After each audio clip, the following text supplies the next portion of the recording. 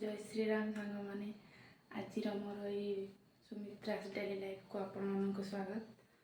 आज मु प्रथम ब्लॉगटी आरंभ करुच्ची आम ठाकुर घर मुझे ठाकुर पूजा सारे चलते देखा आज ब्लॉग रे कौन कौन हो देखा सब सांग मैंने आमे ओडिया आम पर्वपर्वाणी भारी बढ़िया आम ओडिशा रे सब 12 मासरे 13 पर्व पालित हुए से आज दिनटी अन्यतम। आज कौन जानते आज पौष मासर अमावास्या जहाँ को आम बकल अमावास्या बा बौल अमावास्या भाव जाचु। पूर्वर किंवदंती अनुसार आज दिन में प्रभु जगन्नाथ पाखे सकाल धूपरे गईठा पिठा भोग लगी है। तो आगु आम जाचु आम माँ मैंने शाशु मैंने पूर्व सब रीति रिवाज थिला। तो बौल अमावास्या आसला गईठा पिठा करवा गचर सब नुआ बौल जो आंब पणस गचर फूल आसी था आणिकी ठाकुर पाखे भोग लगेवा ये सब रीति रिवाज बंधु आजिकल समाज रे देखा बहुत कम मिलूँ कहीं पूर्वर जो पीढ़ी थिले आम माँ शाशु से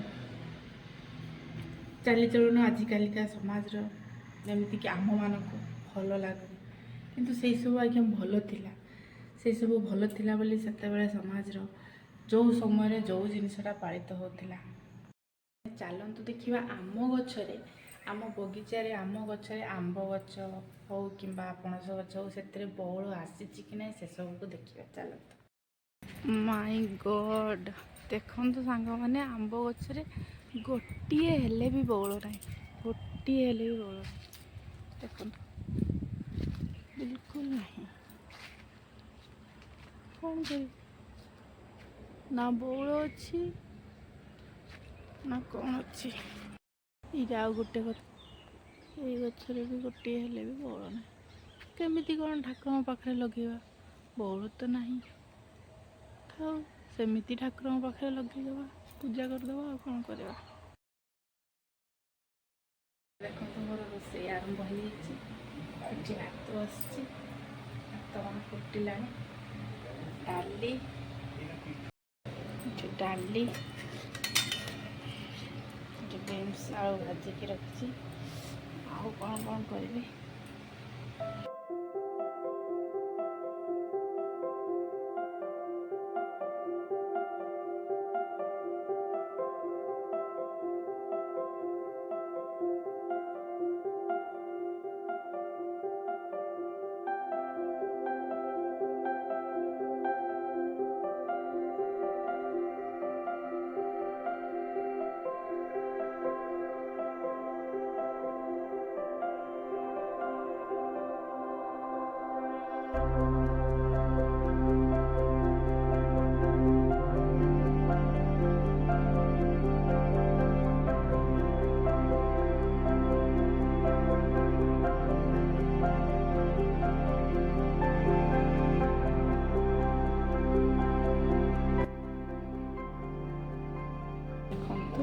बापा खाइबे बापा तो आम खरा भात आजिकल खाऊना रुटी खाऊँ डाली बीन्स आलू भजा आंबुल राही सोरिष मसला शाग बंधाकोबी तरकारी ए चलते बापा खाइबा दवा।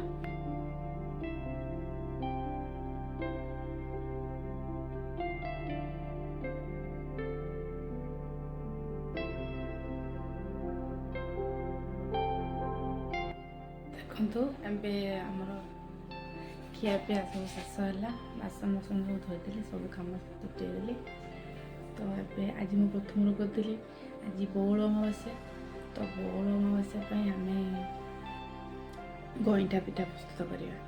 चलते से आ गोटे कथा गईठा पिठा जो प्रस्तुत करी आम बिना चाउल चूना प्रस्तुत करवा।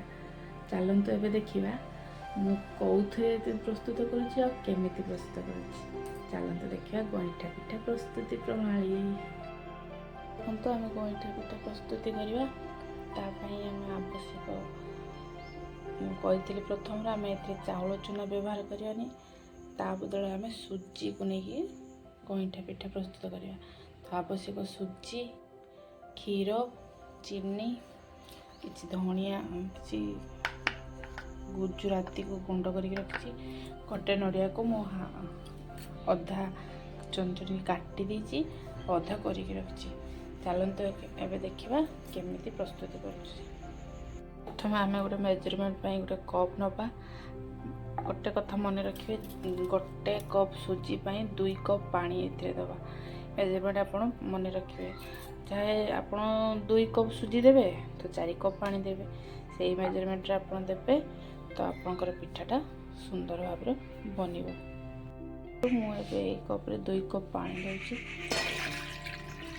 କାହିଁକି ଆମର ଏବେ 1 କପ୍ ମୁଁ ସୁଜି ଦେବି ପାଣି ଦେବେ।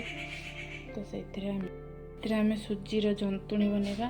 ଯେହେତୁ ଆମ ଜନ୍ତୁଣି ଫିକା ନ ଲାଗିବ, ଆମେ ସେଥିପାଇଁ ଏଥିରେ ଅଳ୍ପ କିଛି ଲୁଣ ଆଡ଼୍ କରିବା। ଦେଖନ୍ତୁ, ଅଳ୍ପ ସ୍ୱାଦ ଅନୁସାରେ ଲୁଣ, ଅଳ୍ପ 1 ଚାମଚ ଚିନି ମୁଁ ଦେଲି। ଏଥିରେ ଚିନି ଦେଲି। 1 ବଡ଼ ଚାମଚ ଘିଅ ଆଡ଼୍ କରିବା। ଘିଅ ଦେବା ଫଳରେ କ'ଣ ହେବ, ଆମ ଜନ୍ତୁଣିଟି କଡ଼ାରେ ଭଲସେ ଲାଗିବନି ଆଉ ଆମକୁ ଜନ୍ତିବା ପାଇଁକା ସୁବିଧା ହେବ। ସେଥିପାଇଁ ଏଥିରେ ଆମେ 1 ଚାମଚ ଘିଅ ଦେଲେ। ଘିଅଟା ବିଲକୁଲ ଅପସନାଲ୍, ଆପଣ ଚାହିଁଲେ ଦେବେ, ନ ଚାହିଁଲେ ଆପଣ ତାକୁ ସ୍କିପ୍ କରିପାରିବେ। ପାଣି ବିଲକୁଲ ଫୁଟିଗଲା। ଆମେ ଏଥିରେ ଏଠି ମୁଁ ଦେଖୁନ ସୁଜି ନେଇଛି, ଯେମିତି 2 କପ୍ ପାଣି ନେଇଥିଲି, 1 କପ୍ ସୁଜି ନେଇଛି। ଆମେ ପାଣି ଫୁଟିଗଲା, ଆମେ ଏଥିରେ ସୁଜିକୁ ଦେଲି। ଦେଖନ୍ତୁ ପାଣି ସବୁ ଫୁଟିଗଲା। এখন ସୁଜିର ବ୍ୟାଟର ମୋର କେତେ ସୁନ୍ଦର ଭାବରେ ହେଇଗଲାଣି। ଜନ୍ତୁଣି ଏବେ ପ୍ରସ୍ତୁତ ହେଇଗଲାଣି। ବିଲକୁଲ ବି ଲମ୍ସ ଏଥିରେ ନାହିଁ, ଦେଖିପାରୁଥିବେ ଆପଣ। ବହୁତ ସୁନ୍ଦର ଭାବରେ ମୋ ଜନ୍ତୁଣିଟି ପ୍ରସ୍ତୁତ ହେବ। କେମିତି ଜାଣିବେ? ଏ ଦେଖ କଡ଼ାରୁ ଛାଡ଼ିଗଲାଣି। ତାପରେ ଆମେ ଜାଣିବା ଜନ୍ତୁଣିଟି ଆମର ସିଝିଗଲାଣି ଭଲ ଭାବରେ। ତ ଆମେ ଆକୁ ଏବେ କ'ଣ କରିବା, ଗୋଟେ ପ୍ଲେଟ୍କୁ ଖୋଲି ଦେବା। ମୁଁ ଗୋଟେ ପ୍ଲେଟ୍କୁ ଜନ୍ତୁଣିକି ବାହାର କରି ନେଇଛି।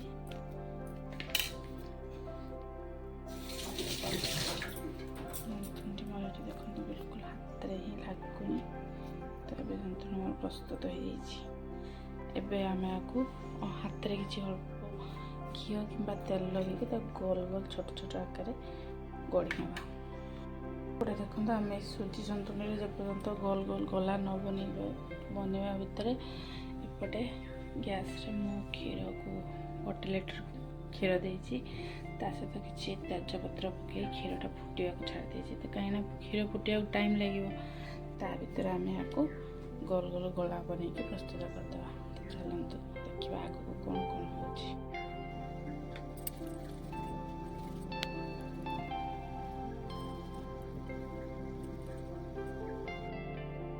ଦେଖନ୍ତୁ, ଏବେ ଆମର ଗୋଳା ପ୍ରସ୍ତୁତ ହେଇଗଲା।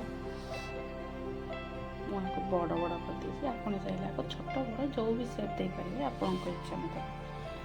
ଏଠି ଆମର କ୍ଷୀର ଫୁଟିଗଲାଣି। ଏବେ ଆମେ ଯେଉଁ ଗୋଳା ପ୍ରସ୍ତୁତ କରିଛି ଆକୁ କ୍ଷୀରରେ ଦେବା। ମୁଁ ଏବେ ସୁଜି ଗୋଳା ତାକୁ କ୍ଷୀରରେ ଦେଇଥିଲି। ଆ ସହିତ ଆମେ ନଡ଼ିଆକୁ ମଧ୍ୟ ପକାଇଦେବା।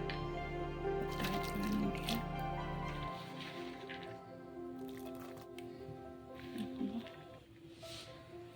କିଛି କୋରିକି ରଖିଥିଲି, ଆମେ ସବୁ ପକାଇଦେବା। ତାକୁ ଆମେ କିଛି ସମୟ ଛାଡ଼ିଦେବା। ଏ ସୁଜି ଗୋଲା ତକ ଫୁଟିକି ଉପରକୁ ଆସିଲା ପରେ ଆମେ ଜାଣିବା ଯେ ସୁଜିଟା ସିଝିଗଲା।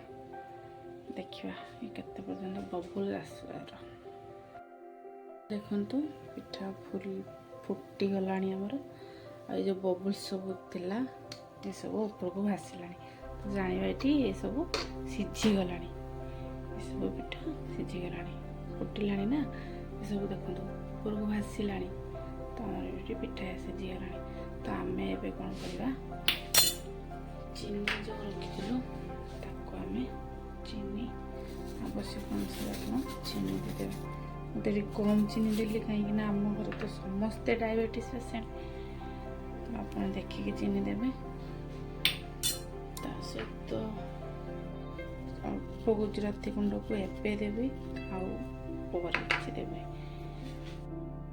ଅଳ୍ପ କେଶର ଦେବେ ये बिल्कुल ऑप्शनल आपन पाखरे केशर अच्छी जदि पकातु नहले नाई मो पाखरे थिला तो मैं पकईदेली देखो केशर देली पिठा बिल्कुल फुटिलाणी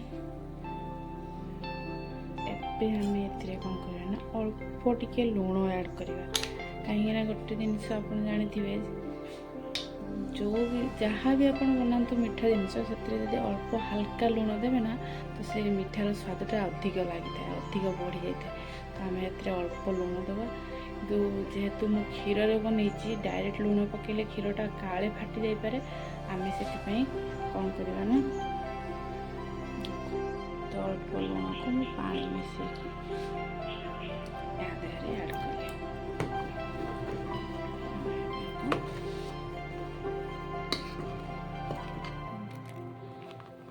देखो पिठा आमर ये प्रस्तुत हो गला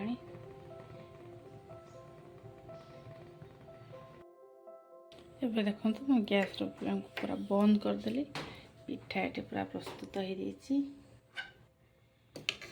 सुजी गईठा पिठा एबे देखो मो जो अल्प गुजराती गुंड को रखी आम ऐड करके किसी समय घोड़े दवा देखते सांग मैंने एबे आमर सुजी गईठा पिठा प्रस्तुत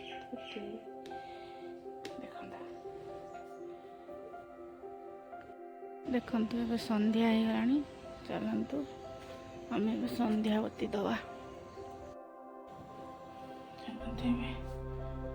दवा जय जगन्नाथ जय जगन्नाथ जय जगन्नाथ एबे देखंतु संध्या आरती सब शेष है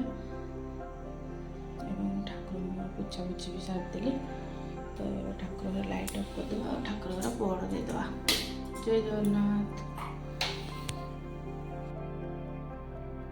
चलते सांग मैंने आज भिडियोटी को मुझे शेष करुच्ची भिडियोटी शेष करने पूर्व मुझे किसी कहवाई चाहूँगी आज जो ये भिडियोटी मुझे बनई पोस्ट करने को जाऊँगी अपलोड करने को जाऊँगी ये भिडियोटी हूँ मो चैनल प्रथम भिडियो एक्चुअली सांग मैंने कथा कौन कि मुझे ब्लॉगिंग विषय सेमती बहुत किसी मो पाखे ज्ञान ना मुझे जाने भी ना तो जस्ट मुझे आरंभ कर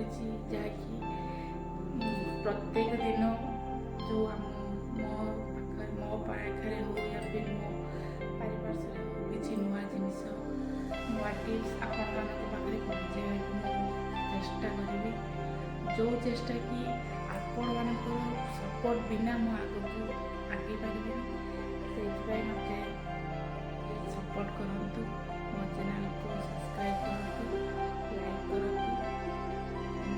बहुमात्रा सेयार करूँ आपण सपोर्ट बिना मुझे किसी भी करें जदि भी मो चैनल किसी वीडियो भूल त्रुटि हो जाए प्लीज मत क्षमा करेंगे ये मोर अनुरोध सांग मैंने प्लीज सपोर्ट मी रोची पुणी देखा आगामी ब्लॉग रे रोची जय श्री राम टाटा बाय बाय नमस्कार।